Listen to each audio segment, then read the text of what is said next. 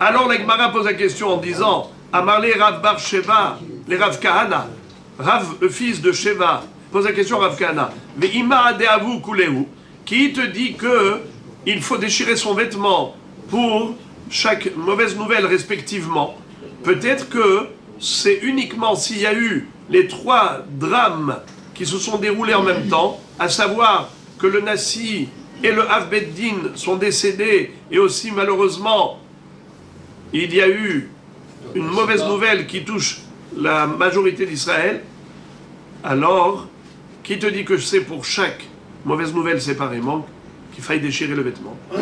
Réponse à Marley, al hifsi ka'inyan. Si tu vois le pasouk, comment c'est écrit, lisons le pasouk. Vaïspedou, vaïvku, vayatsumu ada'arev, al Shaul, ve'al Yonatan beno, ve'al Amashem, ve'al Bet Israël qui naflo be'harem. Pourquoi il écrit al? Al. Tu aurais pu dire directement al Shaul, ve'Yonatan, ve'Amashem. Pourquoi tu as dit à chaque fois al? C'est pour séparer. Pour dire que chacune des mauvaises nouvelles en soi est suffisante pour devoir déchirer son vêtement. La Gemara pose la question, elle dit est-ce vrai qu'il faille déchirer son vêtement lorsqu'on entend qu'il y a eu des juifs qui sont décédés, pour une telle mauvaise nouvelle, il faut déchirer son vêtement. Pourtant un jour on a dit à Shmuel Katal Shevor Malka Tresar Alfe Yudae Bimzigat Kesare Velokara, c'est-à-dire on lui a raconté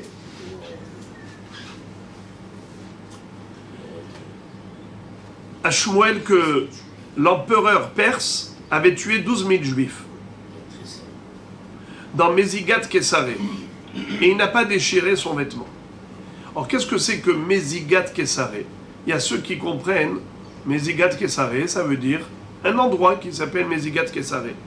Mais d'autres expliquent que c'est en fait la soirée de fête où on est Moseg, Yaïd, dans la ville de Césarée, où les Juifs se sont réunis pour faire la fête de la Révolution, pour se rebeller contre l'empereur perse, qui s'appelait Shavor Malka. Quand il a entendu cela, il a dit, maintenant je vais leur montrer de quel bois je me chauffe, je vais leur donner une bonne leçon, et il en a tué 12 000. Et pourtant, Shmuel n'a pas déchiré son vêtement, Velokara. Comment ça se fait? Alors, la Gemara donne une réponse, et elle dit, Lo Amrou, et la Berov Tzibur, Uchmaase Shehaya. Quand est-ce que il y a nécessité de déchirer le vêtement pour une mauvaise nouvelle? Que si ça a touché la majorité du Tzibur, comme le Maaseh Shehaya. C'est quoi le Maaseh?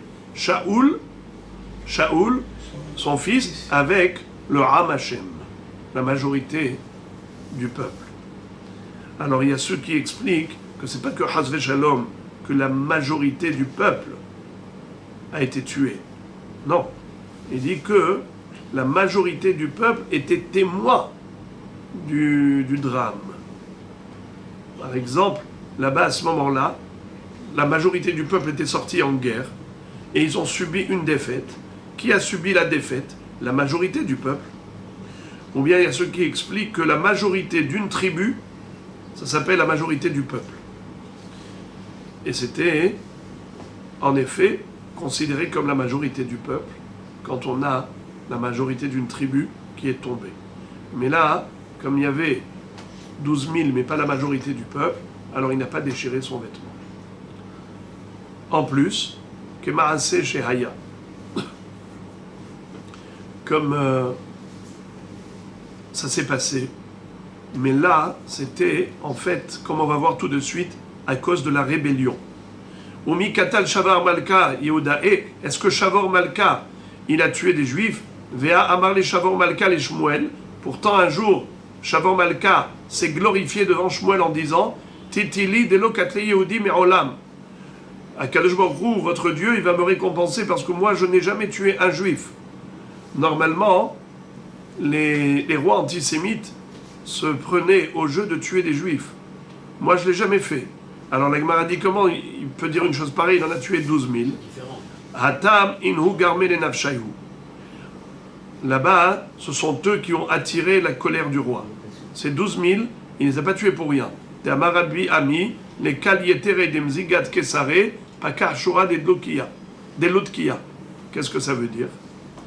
Quand ils ont fait leur fête pour célébrer la révolution dans la ville de Césarée, qu'est-ce qu'ils ont fait? Ils ont pris leur violon, leur harpe et leur guitare, et on a entendu les métarim. Vous savez c'est quoi métarim? C'est les cordes de la harpe ou de la guitare ou du violon. Ça s'appelle métarim. Ici, dans le langage de la Gemara, ça s'appelle yétéré. Métaré, c'est yétéré. Les cols au son des cordes des Mzigat Kesare, de la fête où ils ont fait Mzigat Yain, où ils se sont servis du vin à profusion pendant cette soirée-là, de la célébration de la Révolution, Pakar Shura de Lutkia, c'est ça qui a éclaté la muraille de la ville de Lutkia. Ça veut dire que ce sont eux qui ont attiré la colère du roi vers eux. Et c'est la raison pour laquelle il a dit « Je n'ai jamais tué un juif, parce que ceux que j'ai tués, c'était parce qu'ils se sont révoltés contre moi. » Al Birkat Hashem Minalan.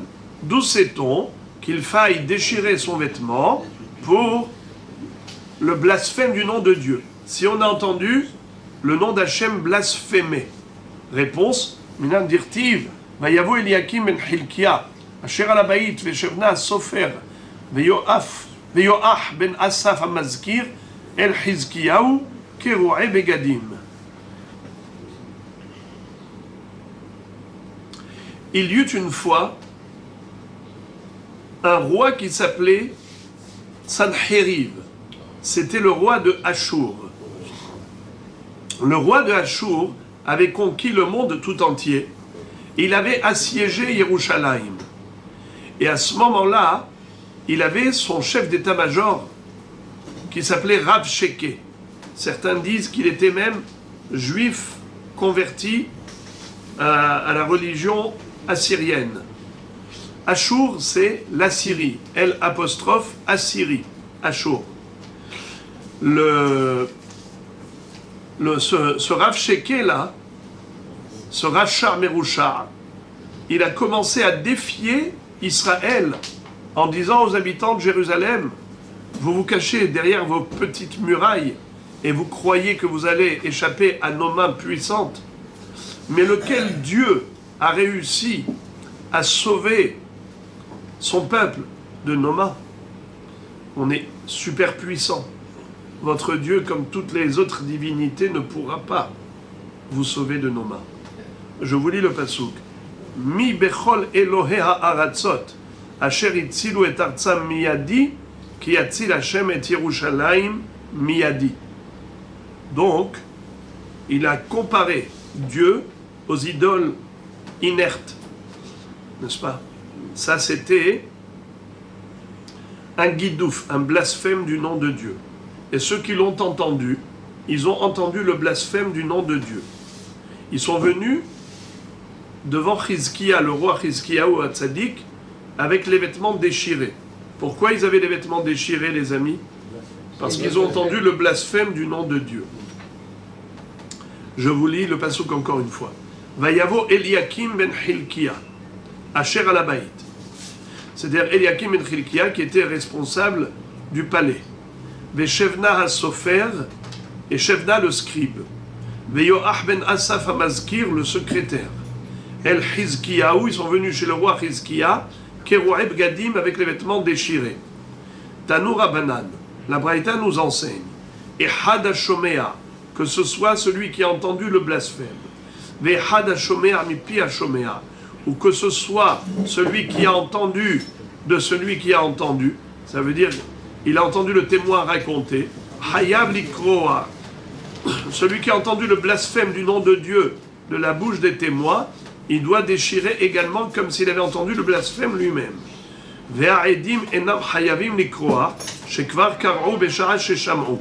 Mais les témoins qui ont déjà déchiré leurs vêtements au moment où ils étaient témoins de ce blasphème n'ont pas besoin de déchirer à nouveau au moment où ils racontent devant le tribunal. Mais les auditeurs doivent déchirer. La Gemara pose la question, elle dit pourquoi les témoins n'ont pas besoin de redéchirer leurs vêtements au moment où ils racontent? C'est vrai qu'ils ont déjà entendu une fois, mais ils entendent une deuxième fois ce qui sort de leur bouche. Réponse, los al-kadatar. La halakha, elle est que non. Malgré tout, même si ils s'entendent répéter, ils n'ont pas déchiré leurs vêtements, d'où on l'apprend du passouk suivant. Dirti vayi kishmo amelech Chizkiyahu, vaikra et begadav, amelech kara vehem lo karan.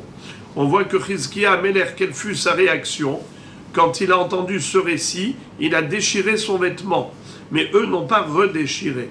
Donc de là on apprend que lui, le shomer mipi shomer, doit déchirer, mais pas les edim eux-mêmes qui ont raconté qui ont raconté ce qu'ils ont vu. La Gemara pose la question, Ve'lo mit'achin minalan, d'où sait-on que le vêtement déchiré à cause du blasphème ne peut pas être recousu? Atia kri'a kri'a. On l'apprend par la Gezerah Shava du mot kri'a.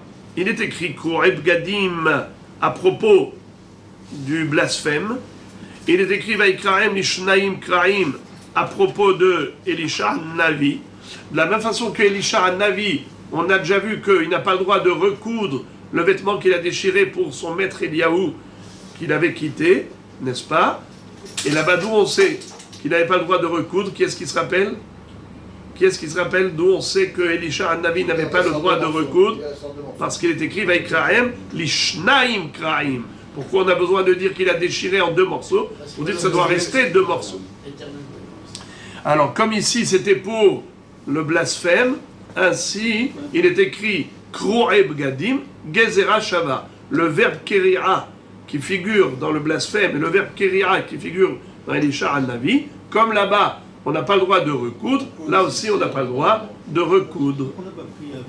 Et maintenant la Gemara va nous citer la référence pour le Sefer Torah. D'où apprend-on qu'il y a obligation de brûler, de déchirer ses vêtements si on a assisté à la brûlure d'un Sefer Torah. Sefer Torah chez Nisraf, Minalan. Réponse. Dirti vayhi kikro Yehudi, shalosh delatot ve'arba'a, ikra'eha beta'ar asofer, ve'ashlech el ha'esh, asher el ha'ah. Qu'est-ce que ça veut dire? Il y a eu un roi qui s'appelait Yehoyakim, un roi Rachar. À son époque, le prophète Irmia avait écrit les Jérémiades. Il avait écrit la Megillat Echa. Figurez-vous que la Megillat Echa, ce livre de lamentation, a été écrit avant même que tous ces malheurs qui sont écrits se sont déroulés. C'était en fait un avertissement, une mise en garde de la part d'Akadosh Baruch Hu, qui avait fait écrire par le prophète Jérémie tous ces drames, tous ces malheurs qui allaient se dérouler à Jérusalem le jour de la destruction. Et l'élève de Irmia Navi, qui s'appelait Baruch ben Neria, a lu le contenu de Megillat Echa devant les ministres, et eux vont raconter au roi Joachim ce qu'ils ont entendu. Il a demandé qu'on lui apporte cette Megillah. On a relu devant lui pasouk après pasouk. Quand on a lu le premier pasouk, il me dit, ça m'impressionne pas du tout. Hein. Deuxième, non plus. Moi, je suis le roi. Hein. Alors, troisième, Aouda, Anna, Malka. Ça ne veut pas dire que je ne serai pas roi. Et quand on arrive au pasouk, Hayu tsareha lerosh, oiveha shalou, ki Hashem hoga al rov peshaheha. Ça veut dire qu'il va être destitué de son trône. Et ceux qui vont prendre les rênes du pouvoir, c'est les ennemis. Là, il a dit, donnez-moi cette Megillah. Et quand on lui a donné la Megillah, il a pris la lame, il a coupé tous les noms d'Hachem qu'il y avait dans la Megillah, et il les a jetés dans la cheminée, dans le feu de la cheminée qui se trouvait dans sa chambre. Ce rachat, donc, va subir des choses terribles. Mais en tout cas, le passouk va dire, et eux n'ont pas déchiré leurs vêtements. Comme reproche, sous-entendu qu'ils auraient dû déchirer leurs vêtements en voyant le roi faire ce qu'il a fait, de brûler le nom d'Hachem, de brûler le Sefer Torah. Ici on parle de Sefer Echa, Megillat Echa. Alors je reprends. Sefer Torah Shenisraf Minalam, d'où sait-on qu'il faille brûler, qu'il faille déchirer ses vêtements quand on a assisté à la brûlure d'un Sefer Torah. Dirtiv, Vayhi Kikro Yehudi, Shalosh Delatot, Ve'arba'a, Ikra'eha Beta'ar Sofer, Ve'ashlech el ha'esh, Asher el ha'ah. Lorsque Yehudi, c'est qui Yehudi? Comment vous traduirez Yehudi? Vous allez dire un juif. C'est faux. Yehudi ici, c'est le nom d'une personne, l'un des ministres. Il s'appelait Yehudi. Et quand il a lu Shalosh Delatot, 3 portes. C'est quoi ces 3 portes? En fait, c'est 3 psukim. Ve'arba'a, quand il a lu le 4e pasuk, Ikra'eha beta'ar as-sofer. Il a déchiré la Megillah avec la lame du sofer. Ve'ashlech el ha'esh, et il a jeté dans le feu Asher el ha'ah, qui était dans le ah. Qui peut me dire c'est quoi ah? La cheminée. Bravo! La cheminée s'appelle ah. Excellent. Ouais. Alors en effet, il lui a dit, c'est ce qu'il a fait. Maintenant, Maï Shalosh Delatot Ve'arba'a, que veut dire qu'il a lu 3 psukim, 3 delatot et 4, 3 psukim et 4, Amrul Elioyakim, Katab Irmia Sefer Kinot. On a dit à Joachim que le prophète Jérémie a écrit le livre des Kinot, c'est-à-dire le livre des Lamentations, où on retrouve le descriptif de tous les malheurs qui allaient se dérouler plus tard. Amar Lehu, Maktiv Be. Il leur a dit, mais qu'est-ce qu'il y a écrit dedans? Echa Yashva Badad. On lui a lu le premier pasouk de Megillat Echa. Amar Lehu, Anna Malka. Je m'en fiche. Moi, principal, c'est que je reste roi. Amroulé, Bachot Ivke Balaïla. Il a dit, mais le peuple, il va pleurer. Il a dit, je m'en fiche, après moi le déluge. Anna Malka, moi je suis le roi. Galta Yehuda Meroni. Mais une partie du peuple va être exilée dans la misère. Je m'en fiche. Anna Malka, moi je suis le roi. Dachet Sion Avelot. Anna Malka, 4e pasouk. Vous avez compris que Megillat Echa est composé en fonction de l'ordre alphabétique. Chaque pasouk, premier c'est Echa, c'est Aleph. Ensuite, Bachot Ivke Balaïla, c'est Bet. Galta Yehuda Meoni, Gimel. Dachet Sion Avelot, Dalet. Donc on a dit Gimel, Shalosh Ve'arba'a, Dlatot. 3 et 4. On arrive au 4e. Après ça, on lui dit le He. C'est quoi le He? Hayu Tzareha Lerosh. Les ennemis de Tzion, ce sont eux qui vont prendre les rênes du pouvoir. Ils vont te destituer de ton trône. Amarleu Manamara, c'est qui? C'est qui a énoncé et qui a dicté tout le contenu de cette Megillah? C'est qui? On lui a dit c'est Hachem. Manamara, qui Hachem Hoga Alrov Peshaeha, à cause de toutes nos fautes. Miyad, immédiatement pour se venger du nom d'Hachem. Kadar Kol Askarot Sheba Usrafan Baesh. Il a creusé la Megillah, c'est-à-dire il a troué, avec une lame, il a coupé tous les noms d'Hachem et il les a jetés dans le feu. Et Aïnou dirtiv, Velo Pahadou Velo Karo et Bigdehem. Le pasouk d'après, Irmia Navi nous dit, et ces gens qui étaient là n'ont pas eu peur, n'ont pas déchiré leurs vêtements, lui le roi et tous ses serviteurs. Miklal des barreaux, les mikra, Si on leur fait ce reproche, ça veut dire quoi? Qu'ils auraient dû déchirer leurs vêtements en voyant ce qu'a fait le roi Joachim. Donc de là, on apprend qu'il faut déchirer le vêtement si on a assisté à la brûlure d'un Sefer Torah. Amarle Rav Papa le Abaye, Imar Mishum Shemorod Raot. Rav Papa pose la question à Abaye et lui dit, mais qui te dit que c'est pour cette raison qu'il fallait déchirer son vêtement? Mais peut-être qu'il fallait déchirer son vêtement à cause des mauvaises nouvelles. Puisque dans la Megillah de Echa, il y a des mauvaises nouvelles à hérisser les cheveux. Alors c'est peut-être pour ça qu'il fallait qu'ils déchirent leurs vêtements et qu'ils ne l'ont pas fait. C'est ça le reproche. Qui te dit que c'est par rapport à la brûlure du Sefer Torah? Amarle, Shmorot Raot Baïshata Miavu, il a dit, qu'est-ce que tu racontes? Est-ce qu'il y a eu à ce moment-là les malheurs? Non. Quand on dit mauvaise nouvelle, et il faut déchirer son vêtement pour les mauvaises nouvelles, c'est par rapport à des tragédies qui ont eu lieu. Mais là, ce ne sont que des prophéties par rapport au futur. On ne va pas déchirer le vêtement par rapport à des tragédies qui n'ont pas encore eu lieu.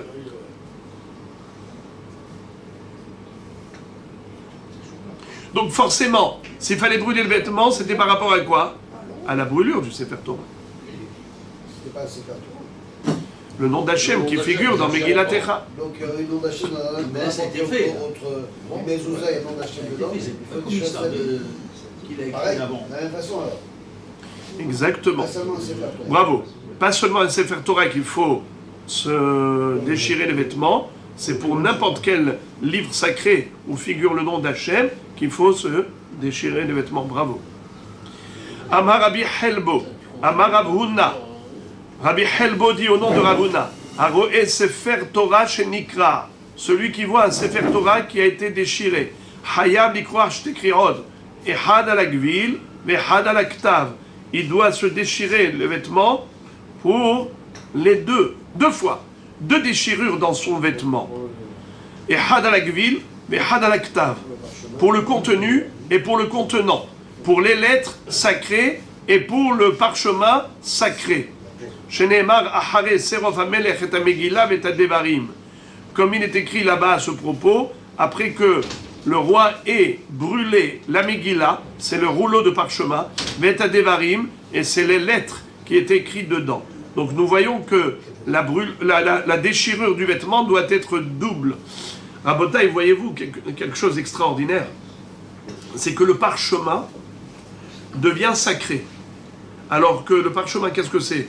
C'est un, comment on appelle ça? Une feuille de cuir, une feuille de peau de bête. La peau de bête, dans l'absolu, c'est profane.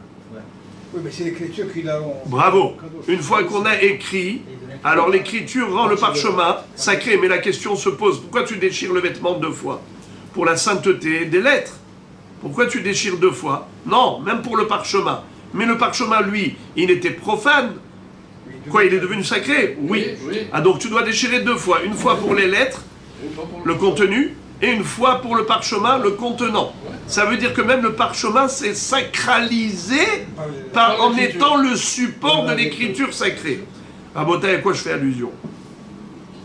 Le corps d'un Ben Israël. Le corps d'un Ben Israël. Il est le support de sa Neshama. Sa Neshama, elle est d'une Gdusha inouïe. Ner Hashem Nishmat Adam. Le corps d'un Ben Israël, nous dit la Gemara, celui qui a assisté à la mort d'un Ben Israël, il doit déchirer son vêtement comme s'il a assisté à la brûlure d'un Sefer Torah. Ça veut dire que nous avons ici 2 éléments kadosh. La Neshama du Ben Israël et le corps du Ben Israël. Son corps, il est le support de sa Neshama qui a été l'outil pour faire tant de mitzvot durant sa vie. Pourquoi pas 2 fois?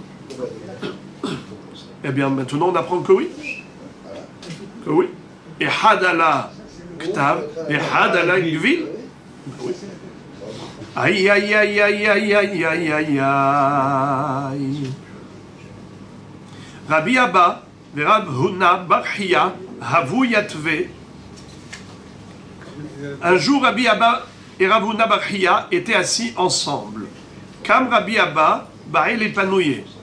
Rabbi Abba s'est levé pour aller aux toilettes, aller se soulager. Chaklé les totafté, arte abessadia.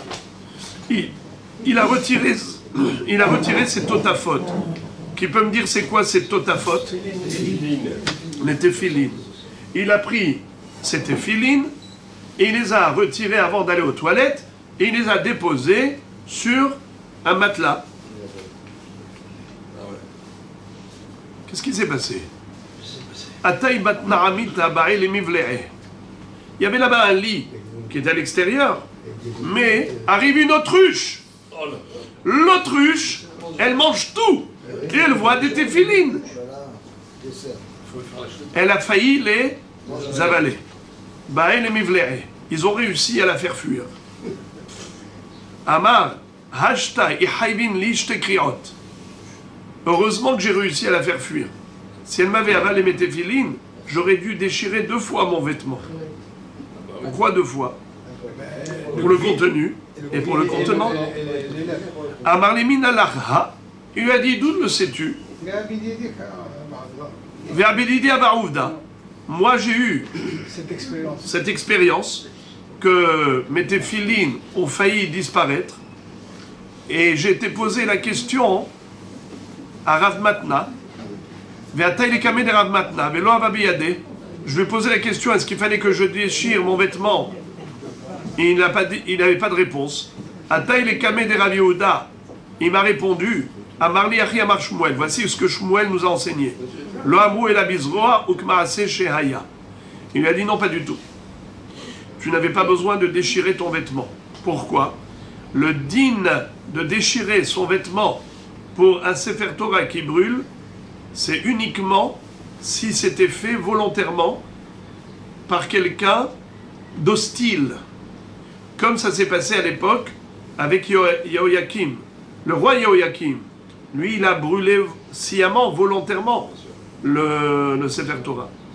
Là, il faut déchirer son vêtement. Mais s'il y a eu un incendie qui a éclaté, alors il n'y avait pas de volonté de le faire. Dans ce cas-là, il n'y a pas d'obligation à déchirer son vêtement. Donc, il lui a dit, même si l'autruche t'avait avalé les téphilines, tu n'aurais pas eu besoin de déchirer ton vêtement. On a dit que il faut brûler le vêtement. Pardon, à chaque fois je répète la même chose. Il faut déchirer le vêtement si on était témoin des ruines de Jérusalem, des ruines des villes de la Judée. Ari Yehuda Minalan, d'où sait-on que si on a vu les ruines des villes de la Judée, c'est-à-dire toutes ces villes en ruine, Minalan dirtiv, Vayavohu anashim mishechem mishilo mishomron, shemonim ish megulache zakan ukroeb gadim umidgodedim umincha ulvona biadam leavi bet Hashem. C'est-à-dire que ces gens-là, qui ne savaient pas que le Beth Amikdash a été détruit, ils avaient vu juste la destruction des villes de la Judée, mais ils ont cru que on pouvait encore venir à Yerushalayim offrir des sacrifices. Et ces gens-là, quand ils sont venus avec tous les sacrifices à offrir à Jérusalem, ils avaient les vêtements déchirés. Je répète, d'où ils sont venus. Vayavohu anashim mishechem, de la ville de Shechem. Mishilo, de Shilo. Mishomron, de Samarie. Shmonim ish, 80 hommes. Megulache zakan, ils ont rasé leur barbe à titre de deuil. Parce que vous savez que la barbe faisait la beauté de l'homme. Et quand il se rasait, c'était un signe de chagrin. Ou Kroueb Gadim, les vêtements déchirés. Midgodedim, avec des griffures sur leur visage, sur leur corps. Ou Mincha Ulvona Beyadam, Leavi Bet Hashem, ils avaient des offrandes dans leurs mains pour offrir au Beth Amikdash. Pourquoi ils ont déchiré leurs vêtements? Parce qu'ils ont vu les villes de la Judée tomber en ruine. Donc de là on apprend que pour Are Yehuda Bechorbanam, il faut déchirer le vêtement. Amar Rabbi Helbo, Amar Ula Bira'a, Amar Rabbi Azar, Aroe Are Yehuda Bechorbanan Omer, celui qui a vu les villes de la Judée en ruine, il doit dire comme ça. Are Kodshecha Hayu Midbar, Pekorea. Hachem, tes villes saintes ont été dans un chaos de désert, dans la désolation du désert. et il déchire son vêtement après avoir dit cela. Yerushalayim bechorbana, celui qui a vu Yerushalayim détruite au mer, Sion midbar ayata, Yerushalayim shemama, Sion est un désert, Jérusalem dans la désolation, et il est Coréa, il déchire. Bet Hamikdash bechorbano, celui qui était là-bas à l'emplacement du Bet Hamikdash, et il a vu que le Bet Hamikdash n'est pas reconstruit. Omer Bet Kodshenu, Betif Artenu, Asher Ilelu Chavotenu.